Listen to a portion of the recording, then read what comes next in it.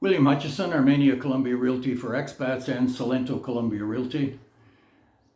Video today is going to be a story, and I hope I can get it across to you in a reasonable way, an understandable way. It's a bit of a complicated story, but I want to get it out to you, and you can make your own decision on it. I just want to let you know that I have been recommending all the way along our visa lawyer for a very long time, English speaking, very responsible. If she tells you that a phone call will get to you at 10 o'clock in the morning, it does. It's really nice to have her as part of our team. The story involves me. I was looking at perhaps having to fly up to New York City on business, and right now that's on hold. But I was concerned about what I had in my passport. In February 23, I was scheduled for my residency visa to expire. So about maybe 10 or 12 days before, Alba phoned Bogota, we got an appointment, and we went into the local office here. When we sat down, the girl told us that they weren't effectively renewing visas anymore, that they would renew the cedula. So what effectively happened was, after I asked her, I said, "What's the story if I leave the country now?" Well, she said, "We're going to give you the cedula for 5 years. You have the expired visa in your passport that the cedula relates to. So if you're questioned, you just show the expired visa along with the updated cedula." That was changed 5 months before, in October of 22. And I hate to think of what position I would have been in leaving the country.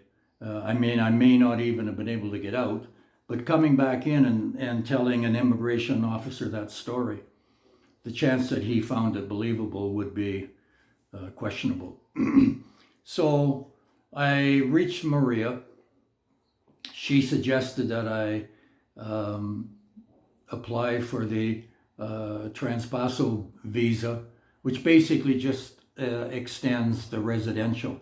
I didn't even know that that type of visa existed. So we got started last week, and there was some things that I had at hand. There was 7 or 8, maybe 9 things that I had to submit, which I did through Maria. And it came down to, I guess it was Friday. We had gone in Thursday, Alba and I, to the local immigration office, and we got the movement certificate, Certificado de Moviamente. And all that does is just show you're in and out of Colombia. Mine wasn't very extensive because I don't leave the country. But I think the minimum that you can have it for is 5 years. The one that I got was for 11. We got that. It had to be notarized. I went that afternoon, I got new photos. And then the next morning, I got the document that I got from immigration, the certificate, and had it notarized. I sent everything to Maria. We're doing everything online. And Friday afternoon, she submitted my visa application. I don't think that the people in Bogota work Saturday, Sunday, and Monday here was a holiday. So, but on Saturday morning, I got a request to pay $54 to study the application. And that's normal, I think, for every visa. There's a study fee. So we paid that on Saturday. Monday was the holiday. Tuesday went by. Yesterday afternoon, I had my visa. There was at least a notice that I had my visa. There was another fee to pay, 216,000 pesos. So altogether, this visa has cost me about 450,000 pesos, which is maybe at today's rate, you may have looked, it's the peso is almost 4,100 to the dollar, up big 2 days in a row. That's maybe about $110, $115. That's it. So now, after I paid this morning, I got a copy of that visa. I'm just checking with Maria how I handle that. I don't think I paste it into my passport. I think maybe I just print it off and I have that to present. I put it in my passport with a paper clip or something, and I have that to show the immigration officers. The only thing left to do now is I have to get a new cedula so that it matches the expiry date on that visa. My expiry for the cedula is February of 28, and now my new cedula would be June of 29. So we're going to get that finished. The long and short of this story is Maria's done a fantastic job. I know that some of this is dependent on the volume of applications that Bogota has, but everything went smoothly. She sent me the place to pay both in Spanish and English. Then once I had the notice back, she sent me the place to pay the second payment in both in English and Spanish. So you can't beat the service.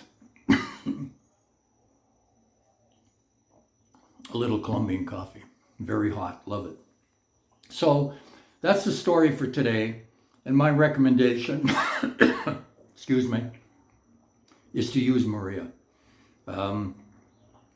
The price is competitive, the service is fantastic. I don't think you can go wrong.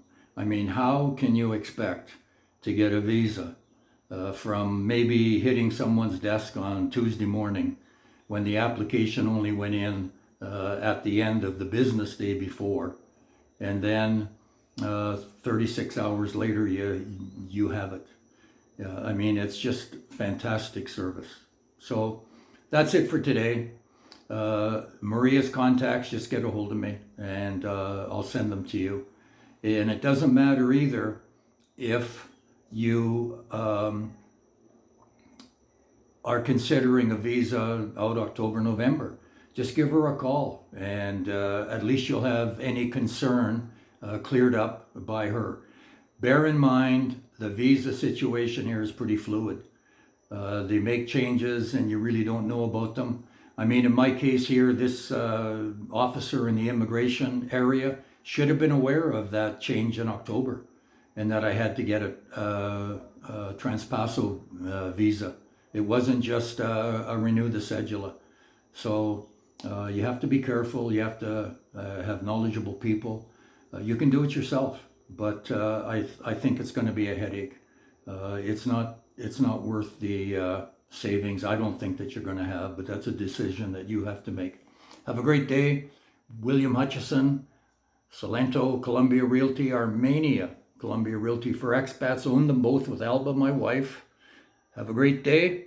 I live in paradise, and you can too.